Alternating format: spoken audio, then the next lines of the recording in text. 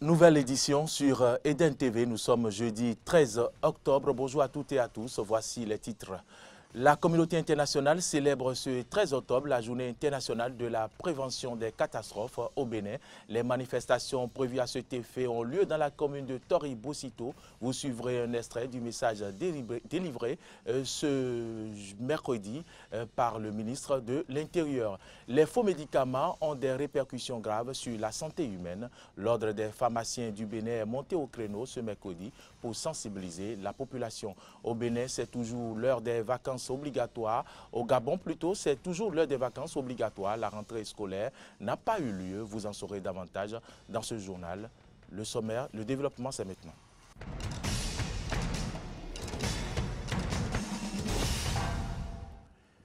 Bienvenue dans ce journal. Le gouvernement du président Patrice Talon s'est réuni ce mercredi au Conseil des ministres. Plusieurs décisions ont été prises. Suivez l'essentiel des points à retenir dans ce compte-rendu du ministre d'État Pascal Irénée Koupaki, secrétaire général à la présidence. La coopération bilatérale entre le Bénin et le Royaume des Pays-Bas prend un nouveau départ dans le secteur de l'eau et de l'assainissement, avec la signature d'un accord de financement. Le processus de formulation d'un nouveau programme a démarré avec le concours du Royaume des Pays-Bas, mais en attendant l'aboutissement de ce processus et dans le souci de pallier aux besoins urgents d'approvisionnement en eau potable des populations, l'ambassade du Royaume des Pays-Bas au Bénin a mis en place un programme transitoire, un programme d'urgence dénommé Fonds de transition eau, d'un coût global de 6,2 milliards. En attendant les investissements structurants programmés pour renforcer notre propre capacité de production de l'énergie électrique, le gouvernement poursuit toujours la recherche de solutions de diversification de sources de production. Le Bénin a obtenu du Haut Conseil étatique de la CEB une dérogation pour l'achat et l'importation d'énergie électrique additionnelle sur le réseau interconnecté de la CEB. Le ministère de l'Énergie a saisi cette opportunité pour identifier un producteur privé d'énergie qui peut nous offrir immédiatement une capacité additionnelle de 60 MW au Bénin. Le Conseil des ministres a autorisé le recrutement de 3 432 enseignants contractuels au profit du ministère de l'Enseignement secondaire, technique et de la formation professionnelle. Ce qui veut dire que pour ces deux ordres d'enseignement, le gouvernement a autorisé le recrutement de 7 033 enseignants. L'incidence financière de cette organisation sera prise en charge par le ministère de l'Économie et des Finances dans les meilleurs délais et dans les limites fixées par le Conseil. Mise en place du cadastre national au Bénin. L'insécurité foncière est une préoccupation majeure dans notre pays. C'est pourquoi le gouvernement a pris la décision de faire élaborer le cadastre national dont les travaux vont démarrer en 2017 avec l'assistance de partenaires déjà identifiés. Dans ce cadre, et pour arrêter le désordre dans le secteur généré par les initiatives éparses, toutes les opérations en cours pour l'élaboration de documents cadastraux sont suspendues sur toute l'étendue du territoire. Ce 13 octobre, la communauté internationale célèbre la journée de la prévention des catastrophes au Bénin. C'est la commune de Tori-Bocito qui accueille les manifestations officielles depuis ce matin. Vivre pour raconter, sensibilisation et réduction de la mortalité, c'est le thème retenu cette année pour la célébration de cette fête. À l'occasion, le ministre de l'Intérieur, Saka Lafia, a délivré ce mercredi un message à la population. Il est au micro de Corneille Aïssé. Le 13 octobre 2016, notre pays, le Bénin, célèbre à l'instar de la communauté internationale la Journée internationale de la prévention des catastrophes. Compte tenu des faits de l'actualité, la commune de Toriboussito, dans le département de l'Atlantique, est retenue par les acteurs de la protection civile pour abriter les manifestations officielles. Le thème retenu pour l'année 2016 est intitulé « Vivre pour raconter ». Le monde entier, à travers ce thème, vise à sensibiliser davantage sur les mesures prises pour réduire la mortalité du fait des catastrophes. Au cours de cette journée, tous les gouvernements, des structures déconcentrées et décentralisées de l'État, les institutions nationales de prévention et de gestion des catastrophes, les agences du système des Nations Unies, les ONG, la Croix-Rouge, la société civile, le secteur privé mettront l'accent sur les initiatives prises dans le cadre de la mise en œuvre des recommandations du cadre d'action de Sendai en vue de renforcer les capacités des formations sanitaires. En effet, les conséquences des catastrophes augmentent et s'aggravent si la vie du personnel de santé et des installations sanitaires ne sont pas protégées. Le relèvement immédiat de la population devient difficile. Il convient de sensibiliser les autorités à divers niveaux qui ont la charge du renforcement des capacités d'accueil et d'intervention des centres de santé pour une meilleure prise en charge des victimes de catastrophes.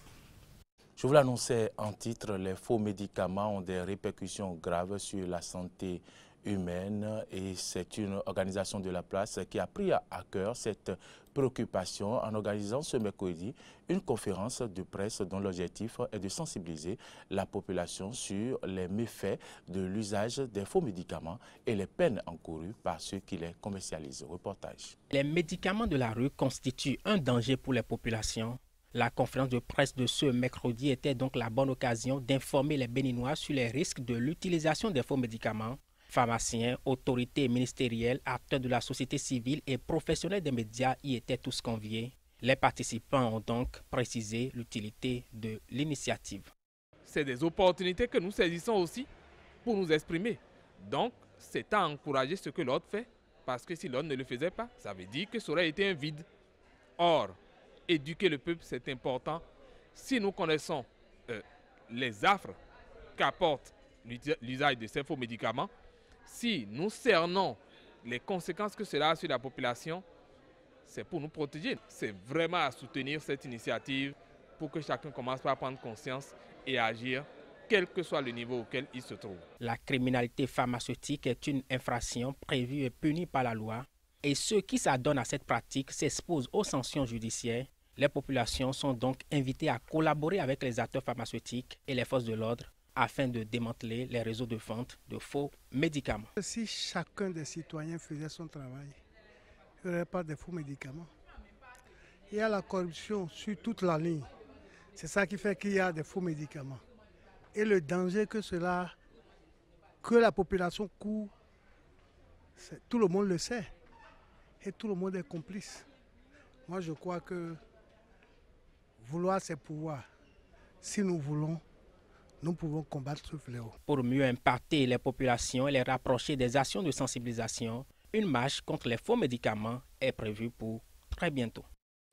Vous le savez certainement déjà, les députés ont examiné et adopté la proposition de loi portant cadre juridique partenariat public-privé en République du Bénin, un important instrument pour booster l'investissement au Bénin. Et c'est au cours des séances plénières du lundi et mardi dernier. Amen Didier, vous pouvez nous dire Romaïque de Vauchy pour le point.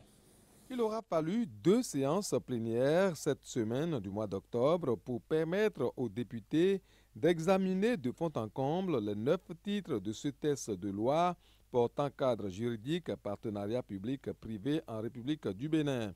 La commission du plan et de l'équipement que dirige le député Jean-Michel Abimbola a présenté son rapport qui montre l'importance de la proposition de loi qui est un instrument important dans le cadre des investissements et de l'accélération de la croissance dans notre pays.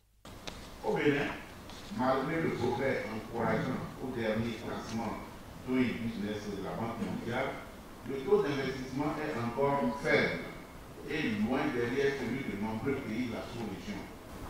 Le sous-équipement de notre pays en infrastructure et les besoins sociaux de plus en plus importants requièrent des investissements que les formes traditionnelles de financement ne suffisent plus à satisfaire.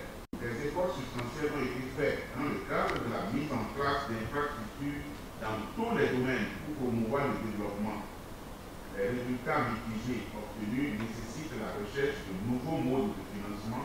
Le gouvernement était représenté par le ministre de la Justice, garde des Sceaux, Joseph Djogbenou. Le débat général lancé par le président de l'Assemblée nationale a permis aux députés de faire leurs observations et quelques recommandations. La place et le rôle du privé sont véritablement primordiaux. Et je crois que c'est le lieu de saluer le président de l'Assemblée qui a autorisé même le séminaire qui a été organisé en accord avec le gouvernement. De façon abusive, le thème ou le concept partenariat public-privé a été utilisé chez nous sans qu'on ne connaisse vraiment le contour. Ça veut dire que cette proposition de loi que nous voulons étudier, adopter ce jour, nous donnerait une loi révolutionnaire et progressiste, qui est la synthèse des lois en vigueur dans les différents pays précités. Mais il faudrait que ce soit des hommes responsables, des gens de moralité sans pareil. Pourquoi pas, après la candidature, que nous puissions déjà le dire dans la loi ici. La corruption qui va tuer les 3 P si on doit laisser comme ça sans mettre les garde-fous. Le garde des Sceaux est aussi intervenu pour dire le bien fondé de cet outil sans lequel on ne pourra plus atteindre la croissance, les objectifs de développement durable. Le partenariat public-privé s'avère donc indispensable pour une bonne croissance économique. Les 9 titres de cette proposition de loi ont été passés au peigne fin, article par article. Où un encadrement des fautes graves est proposé par les parties dans le contrat de partenariat public-privé. La durée de prorogation, nous partageons la même idée que l'honorable Kassa. Évidemment, toutes les conventions de partenariat public-privé, les délais sont souples en fait. Le vote titre par titre a suivi avant l'adoption finale de ce texte de loi. Ceci à la grande satisfaction du gouvernement et des députés. La loi portant cadre juridique du partenariat public-privé en République du Bénin est adoptée à la majorité des députés. Aussitôt après ce vote, le deuxième point à l'ordre du jour de la 5e session extraordinaire convoquée par le gouvernement, à savoir le projet de loi portant organisation de la concurrence, a été appelé à étude. 8 personnes ont été tuées et une quinzaine blessées ce mercredi dans un attentat provoqué par l'explosion d'une voiture dans une gare routière de Maïdougouri au Nigeria, berceau de Boko Haram et grande ville du nord-est qui vivait depuis plusieurs mois dans une stabilité précaire. L'attentat qui n'a pas été revendiqué s'est produit à la sortie de la capitale de l'État du Borno, a déclaré le porte-parole de la police locale dans un communiqué. La rentrée scolaire repoussée par les violences, c'est toujours l'heure des vacances au Gabon où la rentrée scolaire est prise en otage par des tensions post-électorales entre le pouvoir d'Ali Bongo Ondimba et des syndicats qui avaient appelé à voter Jean Ping. Antoinette Sagbo pour le commentaire. Les enfants gabonais traînent encore leur pas à la maison alors que la rentrée scolaire 2016-2017 a démarré presque dans tous les pays limitrophes. Les portes des écoles primaires et collèges sont encore fermées à cause des tensions post-électorales. Pour les leaders de l'opposition gabonaise et d'autres syndicats, les activités pédagogiques ne vont reprendre que si les détenus dans ce cadre sont libérés. Écoutez, j'ai passé 3 mois de détention. Contrairement à ce qu'ils auraient peut-être souhaité, je sors de là très fort, très aguerri et avec toujours l'envie de continuer le combat. Les cours ne reprendront pas dans les établissements scolaires et universitaires tant que ces leaders ne seront pas libres.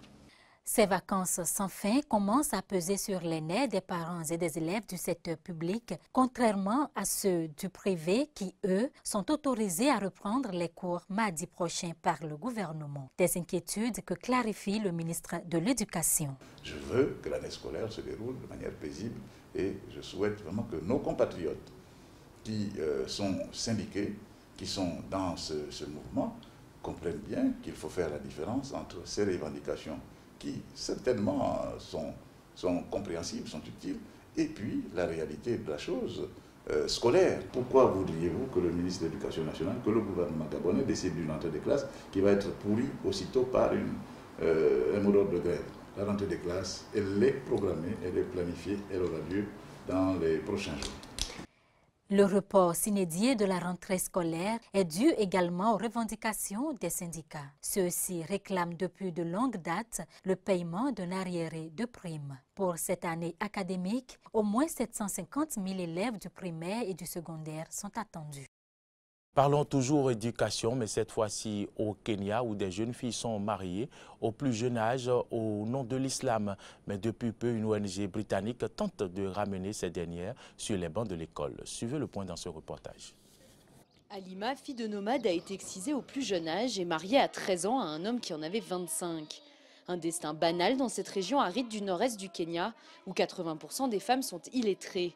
C'est bien plus que la moyenne nationale de 12%. Je n'allais pas à l'école avant. On était toujours dans des endroits reculés et je devais m'occuper du bétail. Majoritairement peuplée de Kenyans d'origine somalienne, cette région autour de Wajir est minée par les attaques récurrentes des Shebabs. Ici, plus de 4 femmes sur 10 sont mariées avant 18 ans, le double de la moyenne nationale. En juin 2015, l'ONG Save the Children, en collaboration avec le gouvernement kényan, a lancé un programme éducatif pour ramener les filles à l'école. Une initiative souvent mal comprise par une population nomade et très religieuse. C'était difficile pour moi d'accepter de mettre ma fille à l'école. En tant que nomade, on allait de village en village, on bougeait tout le temps. Mais avec le temps et une fois que nous nous sommes installés ici, j'ai accepté de la scolariser. L'ONG donne une compensation financière de 26 € par trimestre, une aide qui a permis de convaincre Adan et d'autres familles du village. Pour Hussein, le mari, cette opportunité va changer la vie de son foyer, même si cela doit repousser l'agrandissement de la famille. Ne pas avoir d'enfants maintenant, ce n'est pas un problème. La raison pour laquelle j'accepte que ma femme retourne à l'école, c'est pour qu'elle soit éduquée, mais surtout pour lui permettre de trouver un travail. Halima espère devenir professeur des écoles et subvenir financièrement aux besoins de sa famille. À 16 ans, c'est la plus âgée de sa classe et la seule à être mariée. Les honorables députés burundais ont voté ce mercredi en faveur d'un retrait de la Cour pénale internationale. Les députés ont massivement approuvé le projet de loi prévoyant que le pays se retire de la Cour pénale internationale qui doit encore être présenté au Sénat. Commentaire. Sur un total de 110 députés burundais, 94 ont voté oui pour un projet de loi prévoyant le retrait du Burundi de la CPI, la Cour pénale internationale. Le gouvernement burundais dénonce un complot de la communauté internationale qui vise à créer des ennuis politiques à son pays. Ceci en référence à l'ouverture quelques jours plus tôt d'une enquête de l'Organisation des Nations Unies sur les violations des droits de l'homme commises dans le pays depuis avril 2015. Cette enquête visait notamment 12 personnalités du régime burundais, dont le numéro 2 du pouvoir en place, le général Alain Guillaume Bouilloni, soupçonné d'avoir joué un rôle dans la commission de crimes depuis le début de la crise actuelle. Le projet de loi devra encore être approuvé dans les mêmes termes par le Sénat, largement dominé par le parti au pouvoir, avant d'être promulgué par le président Pierre Nkurunziza. Il faut souligner que cette intention du Burundi de quitter la CPI ne mettrait pas automatiquement le pays à l'abri des poursuites à la Cour. Elles peuvent avoir lieu si le Conseil de sécurité de l'ONU donne l'autorisation à la CPI. Dans le Bordelais, les vendanges des raisins rouges débutent après une météo particulièrement chaude et sèche cet été, notamment au château Montrose, propriété de Martin et Olivier Bouygues, qui se lancent dans la production de vins biologiques ainsi que dans la biodynamie avec une sélection très pointueuse des raisins pour retrouver l'ADN des pieds de vigne plantés il y a 2 siècles. Reportage. Le rythme rapide, le geste précis, il faut faire vite, la météo est idéale, la maturation optimale. Cette année, pas moins de 90 vendangeurs sont présents au château Montrose à Saint-Estèphe. Ils étaient 60 les années précédentes. Car ce grand cru classé s'est lancé dans le raisin biologique, une culture qui demande beaucoup plus de travail. Le bio, c'est une approche, c'est un suivi, c'est tout un comportement du vignoble qu'il faut comprendre, qu'il faut accompagner. Le bio, vous n'êtes qu'avec des produits de contact. Voilà, c'est plus le même confort de travail par rapport aux produits que l'on utilise. Pas le même confort de travail et une attention précise pour une récolte le jour J. Cette année, 18 hectares ont été cultivés en bio sur les 95 que compte la propriété. Des pieds de Cabernet Sauvignon et de Merlot traités uniquement avec des produits autorisés en agriculture biologique comme le soufre ou le cuivre. Grâce à cette surface, l'expérimentation va aller à son terme en 2016. Des cuvées 100% bio seront vinifiées pour tester la qualité du vin dans le temps. Mais déjà, les baies récoltées n'ont pas déçu les spécialistes. On fait les constats que le bio se comporte extrêmement bien, aussi bien que le conventionnel, ce qui est déjà un premier bon résultat. On attend il faut attendre la fin des macérations, des extractions, des fermentations pour vraiment se positionner sur ce point-là. Après, on attend à avoir un raisin aussi au moins éclatant que ce qu'on mène, voire plus que ce qu'on mène en viticulture plus conventionnelle. Le château Montrose s'est aussi lancé dans la biodynamie, une façon de cultiver la vigne en cherchant à redynamiser la plante par des méthodes naturelles. Des expérimentations sont lancées, objectif retrouver l'ADN des vignes plantées il y a 2 siècles. On a initié depuis cette année tout un travail qui va se prolonger pendant les 15 prochaines années sur ce que l'on appelle la sélection massale, qui simplement consiste à essayer d'isoler des pieds de vigne très anciens, datant d'avant 1960. Pourquoi? Parce qu'ils n'ont pas été contaminés par quoi que ce soit. Et on croit qu'on pourra obtenir des raisins plus goûteux, plus aromatiques avec ces méthodes. La propriété se donne 5 ans pour passer l'ensemble de son vignoble en tout bio. Elle rejoindrait ainsi les 10 autres grands crus classés en bio ou en conversion sur les 88 que compte l'appellation Bordeaux. Les exportations de la Chine ont reculé de 10% en septembre sur un an et les importations de 1,9% a annoncé ce jeudi l'administration des douanes, des chiffres de mauvais augure pour l'économie chinoise après l'amélioration constatée en août dernier. C'est ici que s'achève cette édition réalisée par Nassis Routon. Toute l'équipe de production vous remercie de nous avoir suivis. Nos informations continuent sur les réseaux Facebook et Twitter et sur notre site internet benin-eden.tv.